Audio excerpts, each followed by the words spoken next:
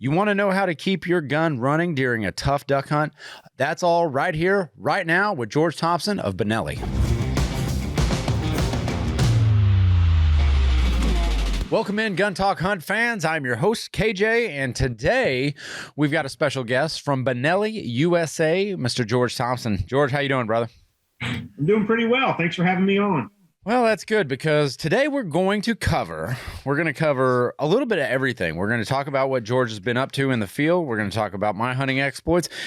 And I really kind of want to touch on guns that you're going to use for your duck hunting in the second split. So the second season is pretty much coming up for everybody. So we're going to grab those SBE 3s and we're going to head out into the field. But right now, Gun Talk Hunt is brought to you by Timney Triggers, the world's finest triggers, Hodgdon Powder, the gun powder people, Silencer Central, silence delivered, Brownells, serious about firearms since 1939, Springfield Armory, and Smith Wesson. Okay, now let's start with the Benelli talk. George, how you been doing, man?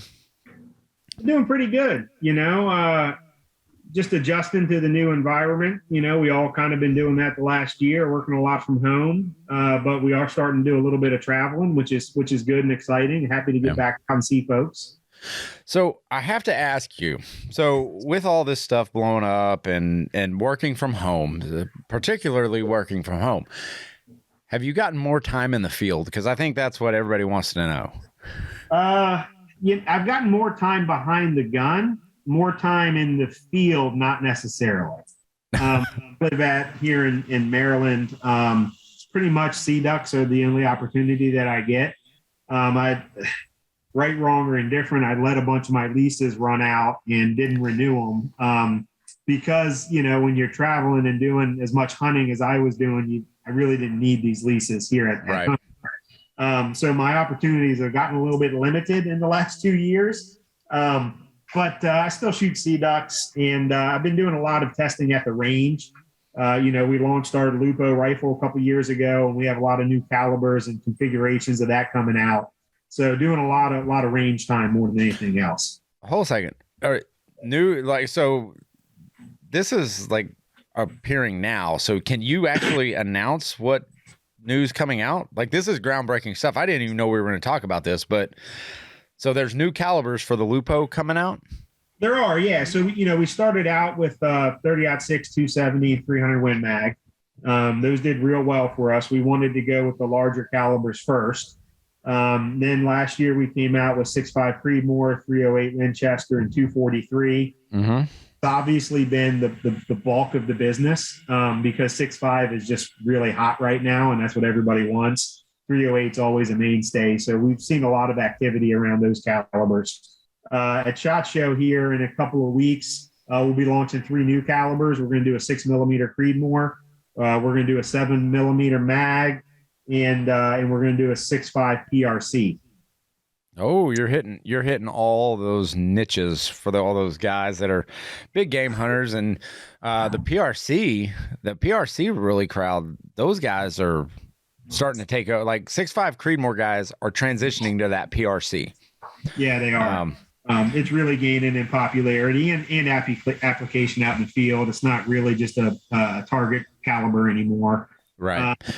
So, I've been taking all of our samples out and doing the typical accuracy testing across all the different loads I can get my hands on, which has been a bit of a challenge, quite honestly. But I'm reaching out to industry friends and calling in some favors, and we're pretty happy with the performance we're seeing out of these guns. Yeah. Do you have a lot of T&E? What's your T&E process like? I mean, because obviously it can't just come from Benelli. You've got to have outside sources kind of monitoring it and kind of helping you out a little bit. What's that like? The vast majority does actually come from the Benelli plant. Okay. Have a world-class testing facility. Slow motion cameras, they can do their own load development. They have all the machines and apparatuses to measure things like recoil reduction and muzzle velocity. And it's a state-of-the-art facility. And they do the bulk of the testing. What we do over here is more of a confirmation, if you will, because obviously we're at different elevations and we're getting the ammo, there's sometimes some variance between, even if it's a a Hornady 129 ELDX, there's occasionally variances in what they get in Europe versus what we get over here. So we just do the confirmation testing across the full spectrum of loads. Usually we do 5 randomly chosen rifles per caliber.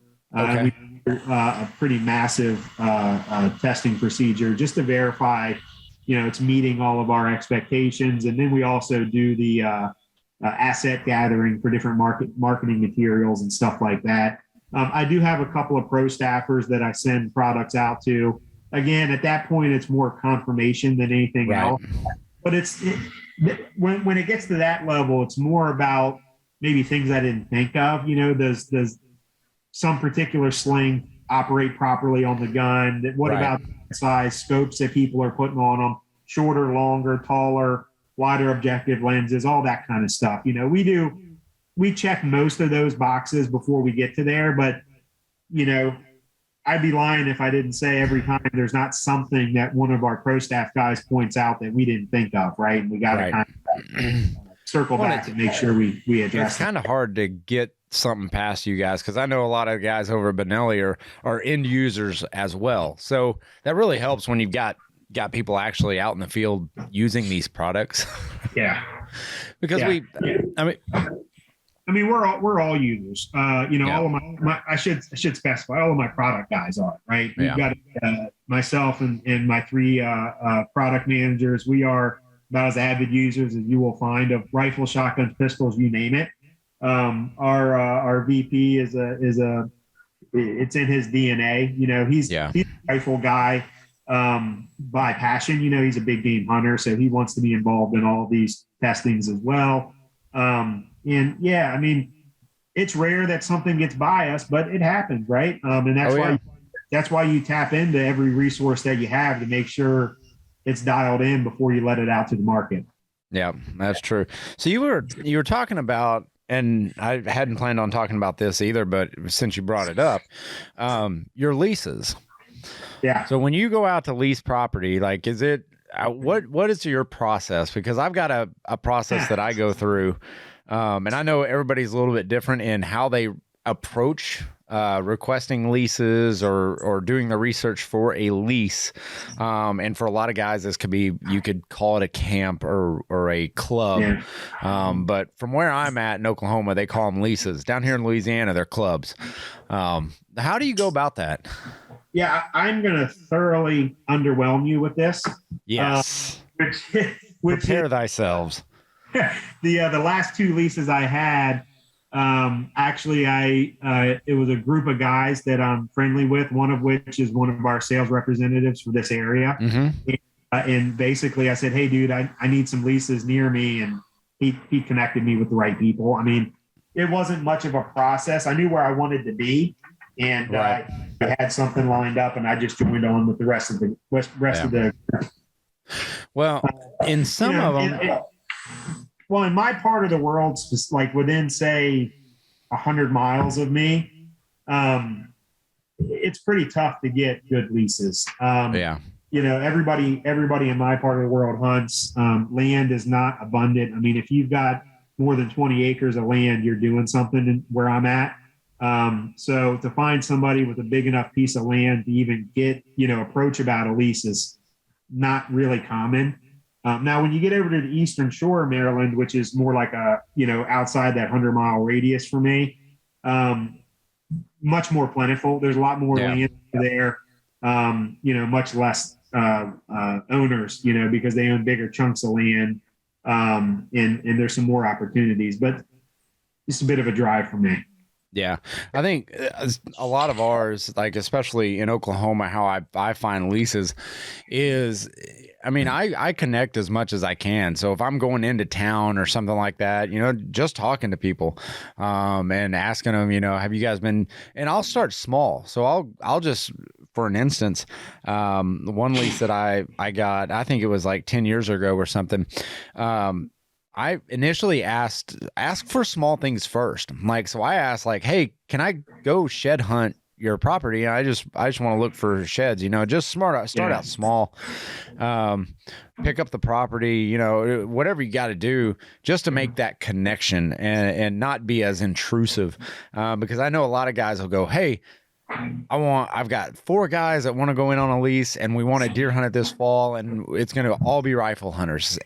Yeah. For some landowners, that can be like, man, that's like a slap in the face. It's like, oh my gosh, you're hitting me with a lot right now, and I hadn't even thought about it. It's pretty. So I like either start out small or, or predator hunting. Like, hey, can we go call coyotes on your place? Man, usually, if you can do that and they got cattle on it or anything like that, that's a great place to start. Yeah. Yeah. That is a good approach. Again, Kevin, I'm really going to underwhelm you here because it's not really my forte. Prior to the 2 leases that I recently had let go, my approach was, hey, I'm the Benelli guy. See, I could go with the, hey, I'm from Gun Talk. I guess I haven't used that card yet. I did not really have a lot of shame about playing that card early on, and it got me, it opened some doors, and maybe you have to sell a couple of guns at the friend price to grease the wheel a bit, but it works. Honestly, the Benelli card plays a lot bigger role than the Gun Talk card, and I would not be hesitant to throw that out. Like, no, it works well.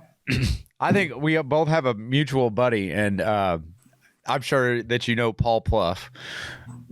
Yeah. So when he was at Smith Wesson, like, he would play the Smith Wesson card, and that opened a lot of doors. Yeah, that's a big card. But waterfowl hunting, the Benelli cards, it gets it done. Yep. Much outside of that, it's still the old fashioned way. But more times than not, Kevin, I'm sea ducking around here. Because I got a boat launch less than 3 miles from my house. No kidding. Most seasons sea ducks are pretty good here. Kind of sucks this year, or at least it has so far. I went out. What is today? Today is Monday, right? Yeah. I went out sea duck hunting. We only got, I think, 3 shots. Did you make them count? What's that? Did you make them count? We recovered 2 birds. Sea ducks are tough, man. You gotta right when you think they're dead, you gotta shoot them 3 more times because they're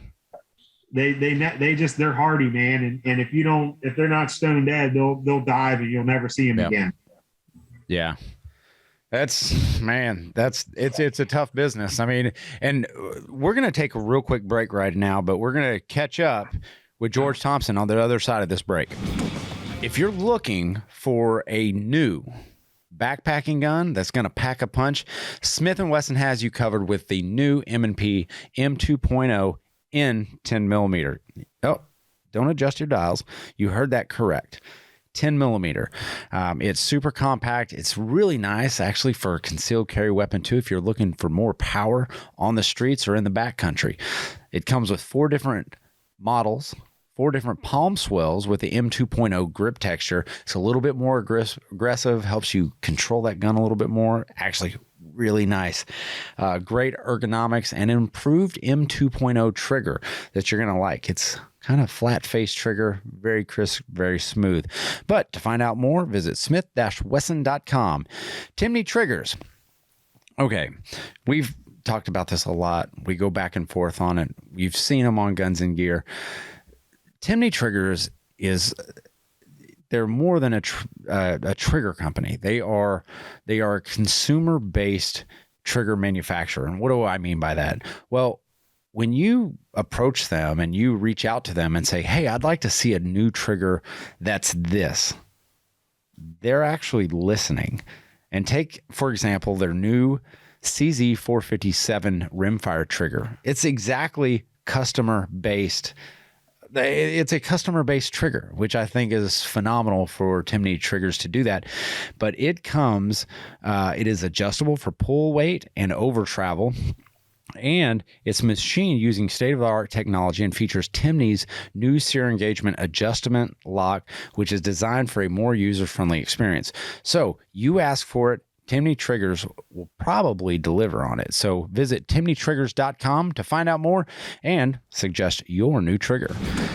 Okay, we're talking with George Thompson, and we're just gonna 100%. We're not going to talk about leases anymore. We're going to jump right into sea ducking and duck season coming up. And if you're not shooting one of these bad boys, and yes, I have one here on the table, I am holding up a SBE3. If you're not shooting one of those, you may want to rethink your life choices. Because honestly, I'm actually got the 20 gauge here in front of me, and I absolutely love that gun, even for waterfowl hunting. So let's talk about ducks. And so I'm not sure if you've noticed, but it seems to me that the flyways have shifted a little. Is that what you're noticing? I don't know if I'd say that, because I'm probably not educated enough to say that. I would say the weather has been throwing us curveball after curveball the last couple of years. It's been so warm where I'm at that the ducks aren't moving down this way. I don't know if that means the flyway is shifting or we're just getting crappy weather patterns. Birds aren't bad luck. Yeah. I mean, I drive across the bridge here, and when I start seeing some groups of birds, padded up, floating underneath the bridge, I know it's good hunting. I don't remember when the last time I saw that was. I mean, I'm really going out and I'm scratching a few birds, every time I go, but hell, I don't remember the last time I shot a limit of sea duck was. Ooh, well, and so when I was in Oklahoma like 5 years ago, man, it started to pick up. We'd pick up a few more birds here and there, but it's like when I left and came down to Louisiana and Venice area and everything else, this used to be a mecca. Like, I mean, this used to be like the flyway to be in. And I left, all the ducks seemed to shift towards Oklahoma. Like the flyway kind of shifted a little bit, and now that's a sweet spot. And a lot of hunters don't realize that. And for geese, early season, like it is actually phenomenal hunting down there. Yeah. I mean, talking about geese, week before last, I was in Montana on a goose hunt, and one day it was 65 degrees. In November in Montana, it was 65 degrees. I mean, you're hunting in shorts. Yeah, it was ridiculous. I mean, it just hasn't gotten cold soon enough in the season to get those birds moving around the way that you need them to. I mean, we shot some birds. We scratched out a couple of limits. We were with a pretty good outfitter that got it done for us. But it was nothing like it should have been.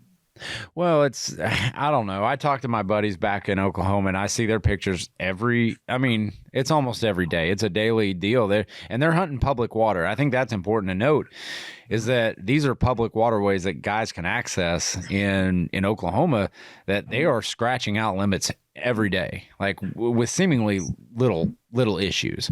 And that's one of the reasons why, and I asked him the same thing. I was like, well, do you believe the flyways are kind of shifting shifting more western, I guess?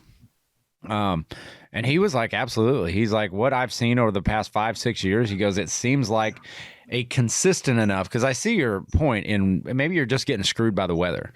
Maybe they're not getting those early pushes like they used to. But to me, what I am seeing and what I've experienced, man, it seems like a dramatic shift west.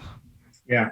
Well, I mean, that would, I can't deny it, because there's certainly, I'm about as far east as you can go. Yeah. Can't have many birds. And that's unfortunate, because you are missing out on. I mean, where else would you go? Where do you go for sea ducks? You're in prime territory. Yeah, Chesapeake Bay is historically like top hunting on the East Coast, and last couple of years has been really soft. There are guys that go out there and work their butts off and kill some birds, but you got to be mobile, right? You can't really do it, the way, from your home, so to speak, right? You got to go where the birds are, because they're not coming to you anymore. That's unfortunate, and I find a lot of, and we're gonna get to talking about gear, but I think, man, a large majority of the successful duck hunters I see out there, and I'm sure you are privy to the exact same thing. Scouting has so much to do with duck hunting these days, and maybe that's how it's always been, but here lately, I mean, if you're not really seriously scouting, you might scratch out one or two, but you're not going to fill those consistent limits. No, you're not. You're absolutely right. Scouting is what makes or breaks a good hunt. Yeah, and it's and getting to spots where they want to be, because I've been in holes where, man, it just seems like it's a magnet and they just keep coming in. But then I've been 100 yards down shore or 100 yards offshore, and they want nothing to do with it. Like, it's just, and that's what scouting does for you. But let's talk about oversized controls, cold weather, and the Super Black Eagle 3. Let's talk about that for a second, because I think that's something to note. That, and I'm looking at this gun and the feel and the fit and the finish, it's all beautiful. But one thing that Benelli does really well is oversized controls. And if you're a duck hunter, cold weather and oversized control goes hand in hand like Oreos and milk. So give us a little background on the Super Black Eagle 3.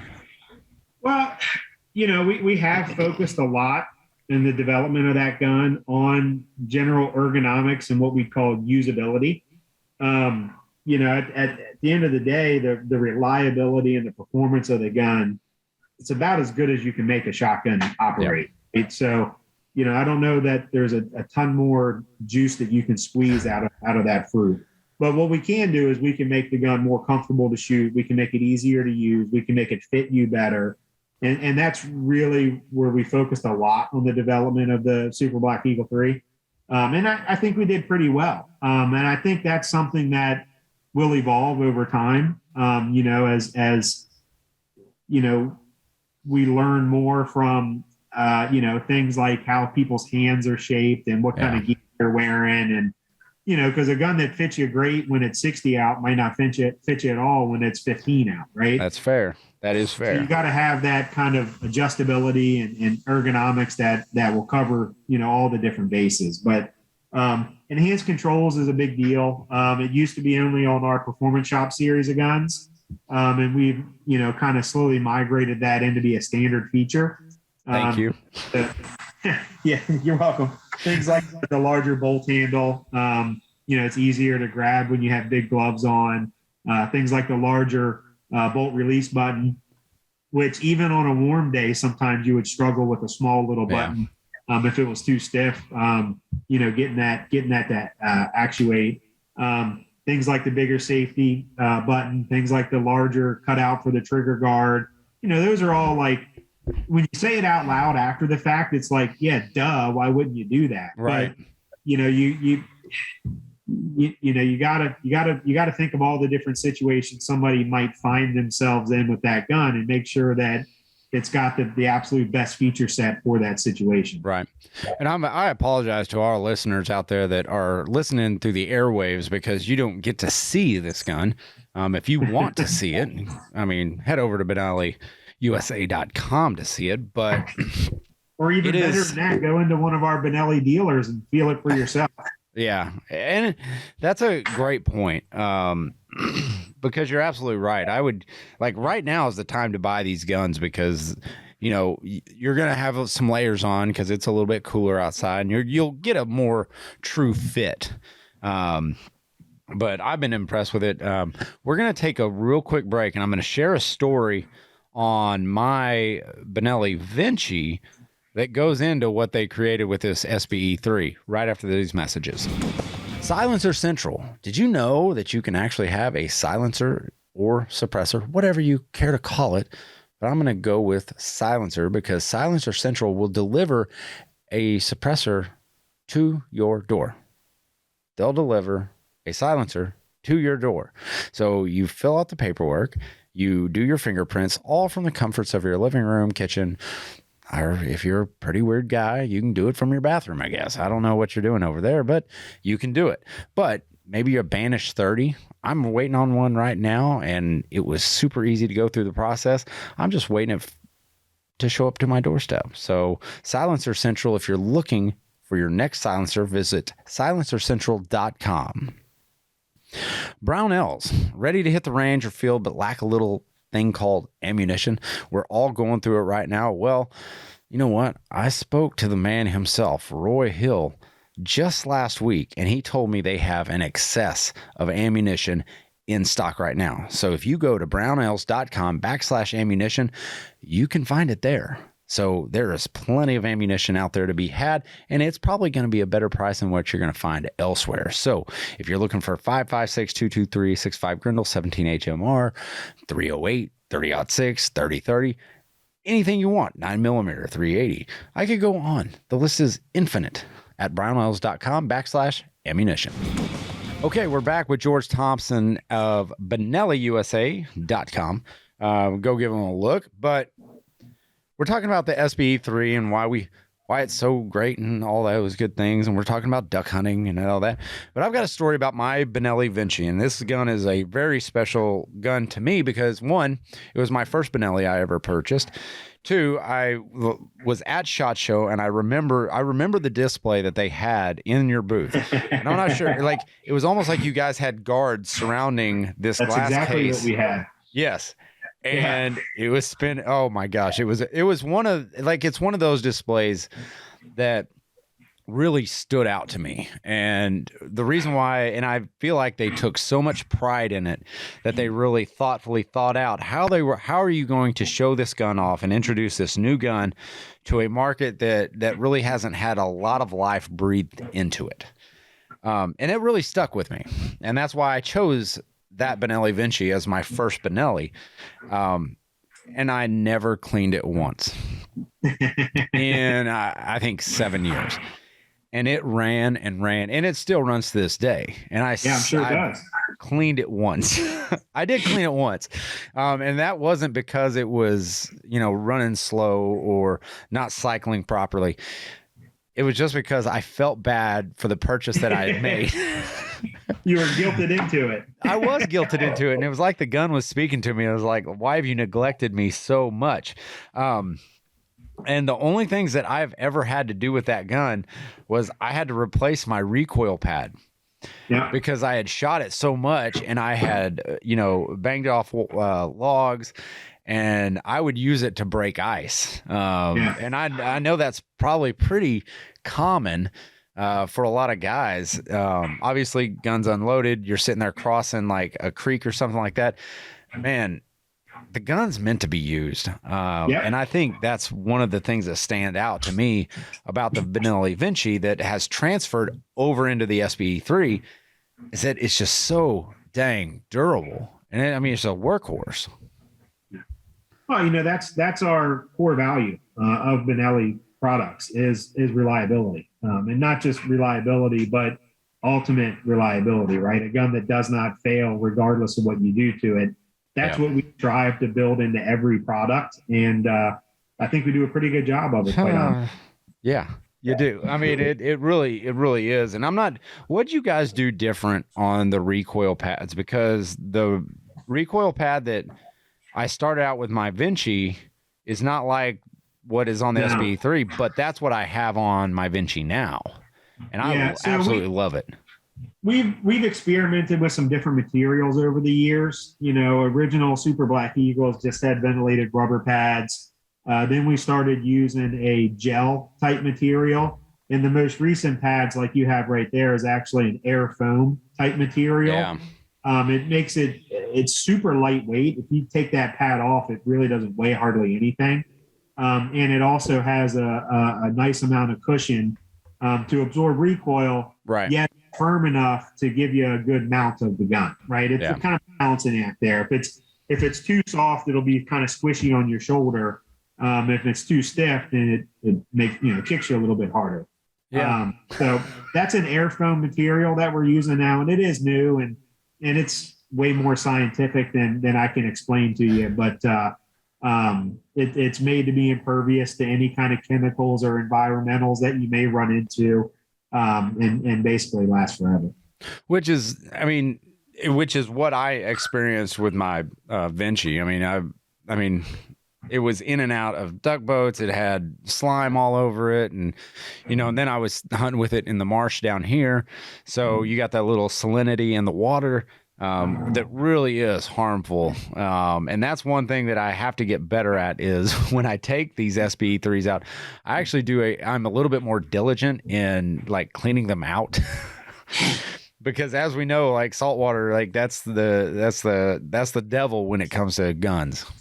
Oh yeah, you're preaching to the choir, buddy. I'm hunting ducks in the Chesapeake Bay. That is about as salty as you'll find. And you can go out in the morning with an oiled and clean gun, and by the time you're putting it away at night, it's got surface rust already starting on it. You got to be really diligent about wiping them down, keeping them oiled, and because of that, because of growing up, dealing with this saltwater environment, a better finish is something that I started pressing Benelli for the day I got hired, which was 15 years ago.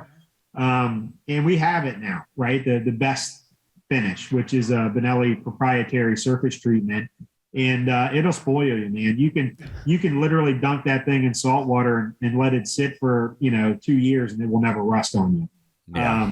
It's an amazing finish, and it'll break those cleaning habits you're slowly starting to develop because it begs to be abused. Well, I mean, it's like most of them, and that's one thing that I need to get broken of that. I need to clean my guns way more, but man, being down here, like I'm a little bit more mindful of and more. I mean, I'm a lot better at cleaning my guns. I go through my safe probably once a week. And just to examine them, and I'm, switching out all my humidifiers and dehumidifiers and all that stuff, or dehumidifiers, and all the silica packets. Like my safe is probably the best place for guns to be because I'm so mindful of it. Yeah. But what I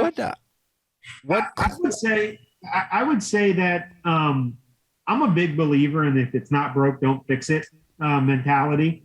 And I think there's probably a certain number of people out there that over clean their guns. Oh yeah.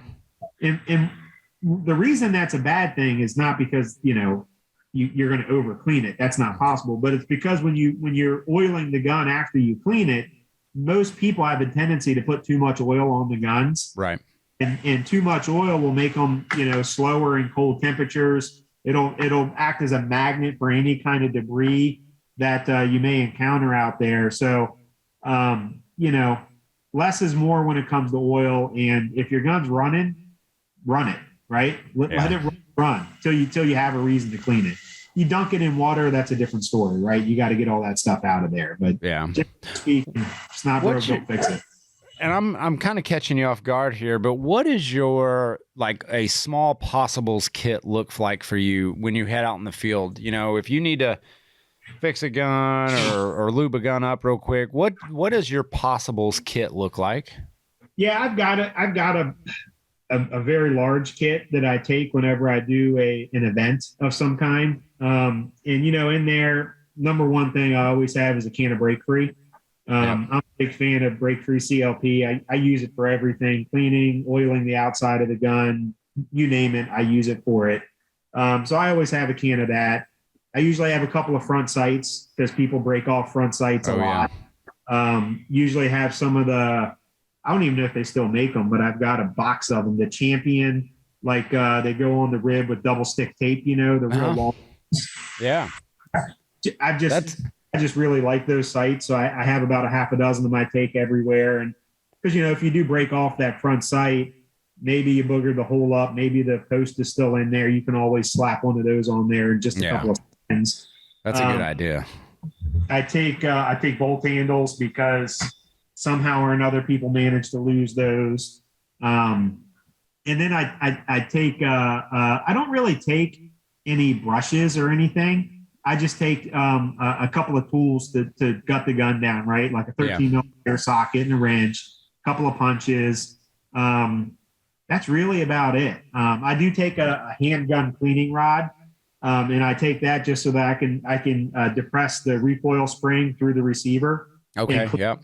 There, if you need to, right? If you dunk the gun, you want to oil that and get any water that's in there out. And then besides that, because I'm the Benelli guy, I take kind of an armorer's level kit, which is basically I could give me a receiver and I can build a gun from scratch. Right. Yeah. Just in case. Just in case, right? Somebody, does something really stupid with one, or one's just not acting right, which is rare. I don't know that I've ever actually used anything in that kit. I keep looking up there because it's literally right up there on the shelf. He's tempted to run out of frame and grab it. Yeah, I've got inertia springs, recoil springs. I've got carrier latches in there, shell latches in there, all the different pins, little D clips. I've got all that stuff. You got everything good to go. But the average guy, in a pinch, you don't really have to have a bolt handle. You can use a knife or a screwdriver or something to rack that slide and get that. The only reason you need a bolt handle is to unload the chamber. Right. Or to charge the gun in the first place. Other than that, while you're hunting, you never need to really work that bolt. Right. As long as it's running, right? Yeah. Front sight, if you're looking at the front sight, you're kind of doing it wrong to begin with. So you really don't have to have a front sight. Those are fighting words to some people. I hear you. I get it, but you don't really need that. All it is a reference. That's it. I would say if there's any, as simple as you can be, take a small can of aerosol gun oil with you, right? And if you get in a pinch, you spray it in there, you cycle it around a few times, you should be good to go. Yep. It's easy as that to keep your gun running, especially your SB3. It's going to run anyway, so you probably won't even need any of that. And the front sight, knocking off a front sight, I've only done that once, and it wasn't a Benelli, so I haven't had any problems with that. But I could see how it catches, or you're swinging it through and catch it's usually one of two things: either it's going in and out of the gun case, or it's hitting the side of the boat. Yeah. If you're running the boat without cases, without having the guns cased, right? Kind of jiggling around. The front sight, the fiber optic is obviously plastic. The housing is metal, but that typically doesn't break. But right, at times you can break that plastic out of there if you hit it just wrong, right? Yeah. Well, all good stuff, man. So where are you headed to next? What's your next adventure? Well, I'm supposed to go to Arkansas on Thursday to do some flooded timber with my buddy Chad Belding. He's going to do a Foul Life episode down there. And the birds are there, so I'm excited about it. Hope it works out. Got to work through some issues here at home and making sure it's still safe to travel. Yeah. But that's the plan. Just head down there Thursday and shoot some ducks and timber, which I'm real excited about. Ducks and timber is one of my favorite ways to hunt them, for sure. But George, thank you for joining us on Gun Talk Hunt, and man, I hope you're able to go, man. Hey, thanks for having me. I'm happy to come back anytime and talk more Benelli or whatever else might be on your mind. Looking forward to it, man. All right, you Gun Talk Hunt fans, I'm KJ. We're out of here, but always remember, keep those muzzles pointed in a safe direction and always be on the hunt.